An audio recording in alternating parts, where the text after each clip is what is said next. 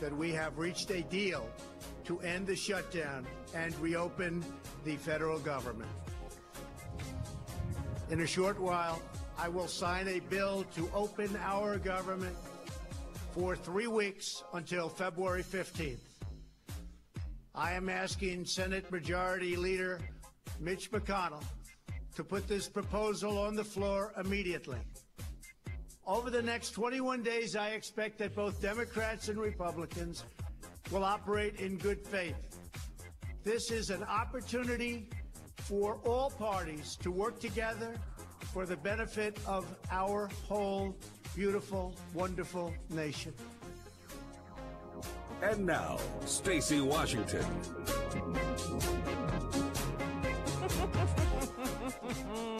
Yes, you hear me giggling because I think President Trump just executed a bit of fantastic stagecraft on the Democrats. If you're tuning in today because you think you're going to hear me whining and moaning about how Nancy Pelosi just beat the president, then you've tuned into the wrong program.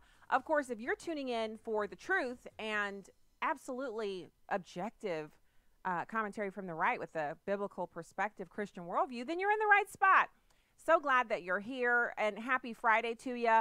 I don't know about you, but I'm excited about the weekend. I'm hoping that even though they're predicting some really, really cold weather, that we'll still be able to get a lot of things done on our to-do list as a family and me personally, because I have some things that have kind of gotten pushed to the side that I need to finish. And the weekend is a perfect time to do that, as well as resting, recharging, and getting in the pew on Sunday or Saturday if that's your thing for church. So what's on the show today? Well, we're going to be speaking with, Cesar Grajales. He's a frequent guest of the program, and it's a perfect day for him to come on because he wants to give the Libre Institute's perspective on the latest with deferred action on childhood arrivals and immigration. And so we just heard coming in, huge thanks to my producer, Devin, for pulling that. It's really just like so fresh, that audio of the president in the Rose Garden talking about the deal that's been reached. And honestly, what choice did he have? With the air traffic controllers operating in concert with the Democrats, with the TSA agents operating in concert with the Democrats, they were shutting down airports across the country. And that means snarling up business and inconveniencing Americans who don't work for the federal government. So it was smart for the president to say, you know what? You said I could have the State of the Union if the government was open. So let's have the State of the Union. You said I could have, a time to discuss a deal for border wall funding. So let's do a deal for border wall funding. So we're going to now see the rubber meet the road with the Democrats. We know, you and I know, sitting here, just as sure as I'm sitting here in black and paying taxes, that these people don't want to do a deal. They're not interested in coming together and formulating a plan for sealing the border. They hate Donald Trump, and the only thing they want to do is destroy his presidency. Now they're going to prove it. He's called their bluff. Nancy Pelosi, you want to postpone the State of the Union? Okay. Now you have to go ahead and schedule it, don't you? You can't schedule it for 3 weeks from now when the government might be possibly shut down again. She's going to have to actually schedule it for a time within the next 3 weeks. In fact, I don't see any reason why they can't do it on Tuesday. The Secret Service already said they're ready to go. So now we're going to see what will happen now. Will the Democrats, who many of them have flown home already, they're not even in Washington, D.C. to do their jobs, will they fly back? Will they take their private planes back to Washington, D.C. to get to work on this new opportunity to deal with the Republicans on border control? Or are they going to stay in their home districts, fundraising and going to cocktail parties and talking about impeaching President Trump and really show America what they're all about? So we have some audio for you today on the show, as we always do. And we're going to wind our way through the Democrats' open and brazen dance with socialism. And we're going to talk about, additionally on the program today, what it takes to become a millionaire. You'd be surprised to learn what that is. And I'm not pulling your leg. When I saw this video, the first thing I thought was, okay, what's he going to say? What does he mean, what it takes to become a millionaire? And, now that I'm no longer in my 20s and my 30s, I actually am not as enamored with the idea of being a multimillionaire or being quote-unquote rich, or, they have the lifestyles of the rich and famous and all of that, Because everywhere that I look where I see wealthy people, not the regular everyday wealthy folks that you're not sure they're wealthy, but I mean the famous wealthy people, their lives are rife with turmoil, destruction, and issues that really, it doesn't look greener on the other side of that fence. And so I don't have that anymore as something that, everyone when they're young, they think, oh, everything would just be so easy if I was rich. But every status level in our society comes with its own unique set of problems and difficulties, which is why I found this video so interesting, because the fact that so many of us aren't rich shouldn't really be that big of a concern, because if you're satisfied, you can have $1 million and be dissatisfied. You can have $50,000 and be totally satisfied and utterly happy. It's all in here. It's in your own mindset. But this video, it's from Prager University, and I just love what this guy has to say. So we're going to hear a little bit of that, and I'm going to tell you what he says the secret is to becoming a millionaire. Here's a hint. It's not what you expect. So first, I want to roll back in the Wayback Machine. I want to go back in time to Nancy Pelosi before she totally lost all of her scruples, all of her integrity. This clip is so fast. You have to be listening closely and carefully, because she's going to say something that, in light of her current comments, you might find it shocking. She's talking about illegal aliens. Here she is in number one. About a couple of different issues. We're talking about, do we have a commitment to secure the border? Yes. What are the options that we have available to us? Let's make sure they work.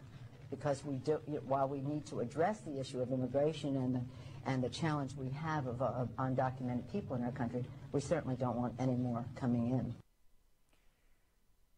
We certainly don't want any more coming in. So someone who said that, you would think she would want to make sure that the border was secure. Someone who said something like that, you would think that she's interested in possibly having an acceptable solution to make sure that no more illegal aliens can come into the country, especially since they're coming in and they're dying. Now, you might be thinking, well, she's under pressure from her party, her caucus, her fellow Democrats are not going to allow her to make a deal on this just because, out of principle, they hate Donald Trump. He shouldn't be the president, and therefore no deal can be made with him. Well, if you think they're organized enough to have a consensus about what it is that they want to do, the reason they want to do nothing is there is no consensus. They have not sat down and said, look, if we get to a place where we need to negotiate with this guy, what do we want to do? What's our plan B? They have no plan B, because they're assured of the destruction that is their plan for us. That's the plan. The more chaos there is, the more illegal immigration, the more dead American kids there are, the more unhappiness flows through this country, the better it is for people who want to have centralized command and control over every aspect of your life, even whether or not you can attend the church that you like or your pastor can preach straight from the Word of God. That's what they're going for. You don't get people to that point when they're healthy, prosperous, living on their own, controlling and commanding their own destiny, in tune with their Savior, operating under the impression that the liberties that they have are God-given and that they can move and breathe with this Constitution guaranteeing their freedoms. Those kinds of people don't want to be hooked up with Democrats. The Democrats are the party of the mentally ill and the victims. And so, if you're not mentally ill and you're not a victim, why are you over there? Why are you voting with those people? If you aren't mentally ill, they want to make you mentally ill with their policies. If you're not poor, they're going to help you become poor by hooking you up to the government and plugging you in so you can't escape. They want you to live in these infested cities where crime is high, gun ownership is low, taxation is super low, so there's no property value and there's no way to fund schools and improvements. Everything that they advocate for, these super high taxes on wealthy people, which there is no way wealthy people are going to put up with that. All of those things are failed proposals that they basically take out something old and rotten and failed and they wrap it in a new package and say, look at what I have. I have something new. It's not new. Socialism isn't new. Hundreds of millions of people have died at the hands of socialists. That's not new. If you say it's democratic, that makes it better. If your doctor said to you, you have cancer, and it's, Democratic cancer, would you be like, oh, okay, never mind, it's Democratic cancer. Thank you, doctor, I'm on my way. If he says cancer, you know what that means. It's possibly a death sentence. It means radiation and all kinds of other kinds of really invasive treatments to save your life. It's going to be expensive. It's going to derail your plans for the next 6 to 12 months. No matter how he describes it, if he says it's fluffy white marshmallow cancer, it's still cancer. That's the same deal with socialism. Socialism, whether it's democratic socialism or unicorn socialism or pink fluffy marshmallow socialism, is still socialism. And anyone who tries to tell you, well, of course it's democratic socialism, ask them, oh, so would you prefer to have pink marshmallow cancer, or would straight up black belt cancer be good for you? Pancreatic cancer or cancer of the liver? Which of those cancers do you want? They will always say, I don't want cancer. And then you say, and I don't want any socialism. See how that works? It's so easy. So here is House Appropriations Chair Nita Lowey. It's a quick little soundbite where she explains that the Democrats have no consensus on how to secure the border. She actually says this to us. It's like Truth Week for the Democrats. First Joy Behar, now this chick, who I had never heard of her before. It's number 3. Well, I find that proposal that you're talking about is interesting, but there is no consensus right now. When the government is open, we will work together, hopefully in a bipartisan way, and I want you to know, as an appropriator, I always work across the aisle, and then we'll come up with a plan that makes sense. Maybe there are some people who did not write the current bills and don't understand exactly what goes in those bills, but first we have to open the government.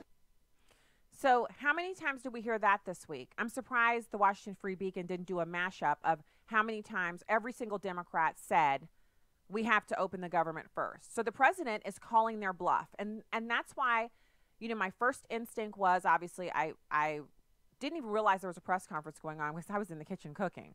So I come back to my laptop. I realize that he's been in the Rose Garden. So I find a live stream and watch his brief remarks. And my heart just dropped into my feet. I'm like, not $1 for the wall? What? Because the air traffic controllers are tearing things up, we can't find private air traffic controllers who work at, towers in private airports and just bring them in. We can't get around this. And then it hit me. First of all, did he not just say to Nancy Pelosi the other day, the separation of powers remands the control of the well of Congress to you, and until it has been voted and I am properly invited, and you say that has to be after the government is open, then I will postpone the State of the Union? So I believe he decided right then and there, we're going to send these 2 bills into the Senate, the Democrat one and the Republican one, and the Senate is going to try like their hardest to get it passed. And when the Democrats don't come over, we need 8 of them, then those will have failed. That means we'll be at an impasse. And what can I do as the president?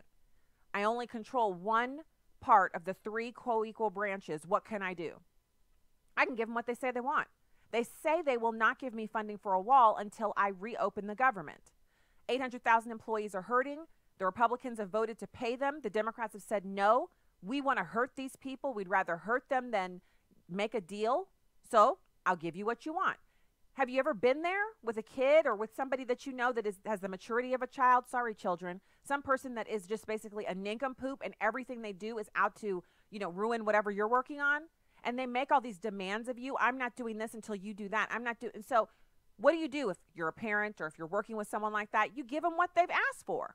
You're not going to work with me on securing the southern border and stopping the carnage and the human trafficking and the sex trafficking until I open the government? Let's open the government. Also, when am I doing the State of the Union? Also, when are you going to sit down with me to fix this problem? He still has the ultimate trump card in his back pocket, which is declaring a state of emergency. And after all of this, after giving in to them over and over again, if he were to do it now, what do you think's going to happen? They'll sue and they'll lose. He wins again. Let's see how it cracks out. We'll be right back with more after this.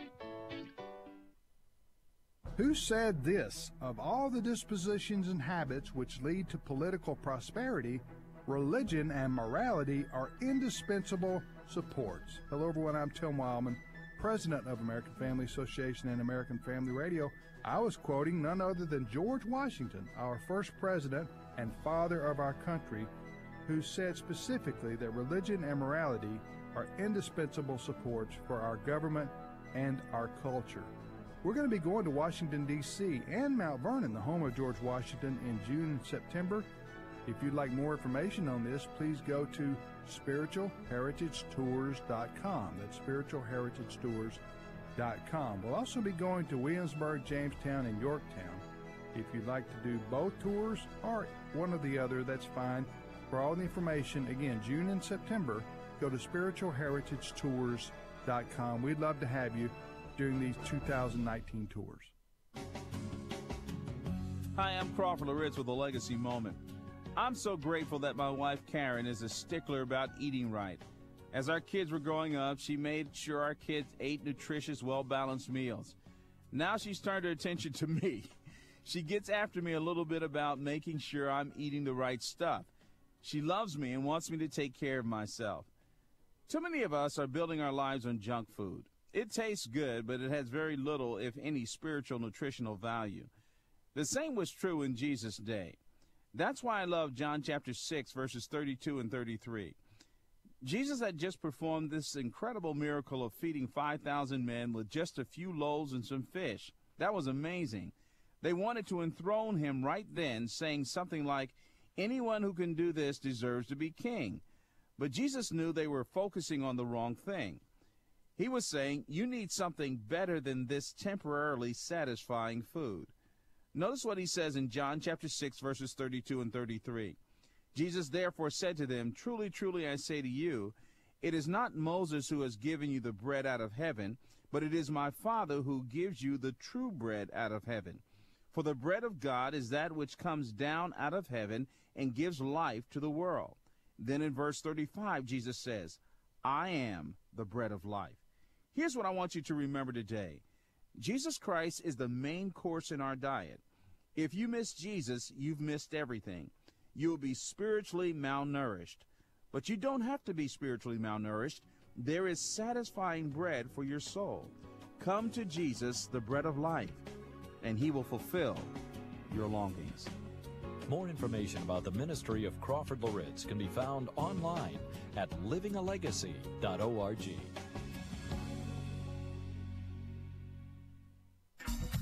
Welcome back to Stacy on the Right on American Family Radio and Urban Family Talk.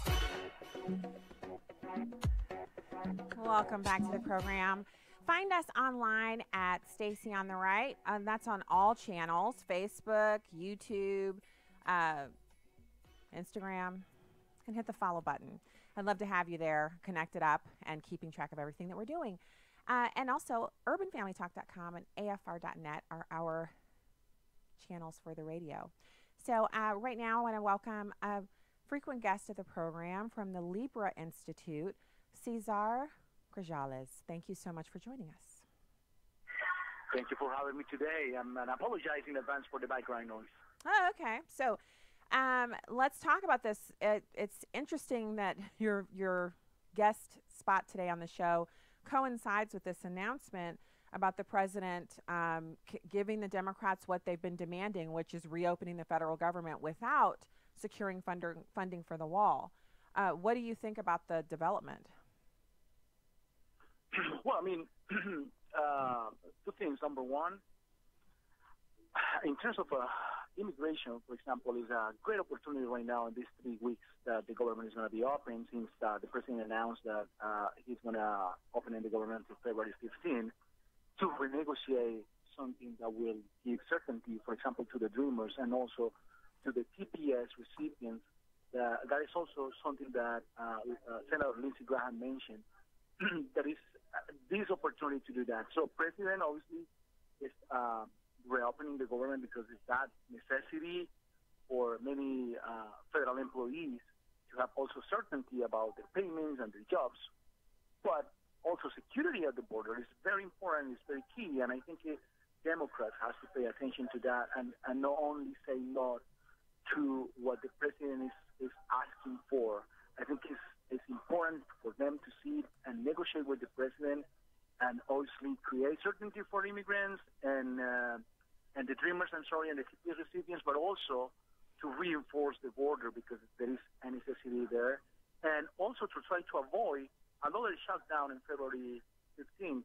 So I hope the leadership of Democratic Party in the head of Nancy Pelosi reflects and then sits with the leadership of the Senate to negotiate something before February 15 and then avoid what we just happened to see during these days.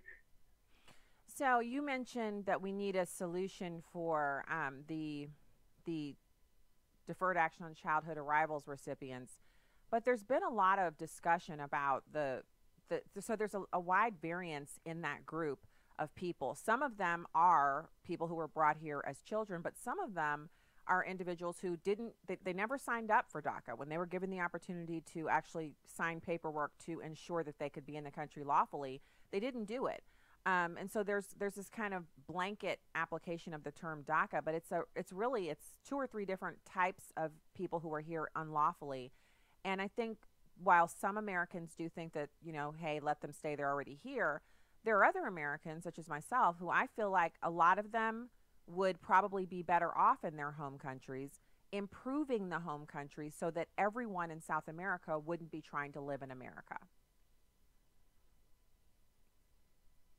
So a lot of surveys have shown that majority of the Americans actually support a certainty for the dreamers or these people that was brought here to the country when they were children.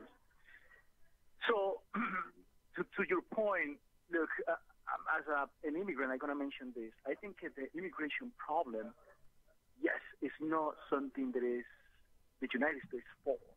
It's something, and I agree with this, that is happening in Latin America. All this corrupt government, no finding solution for people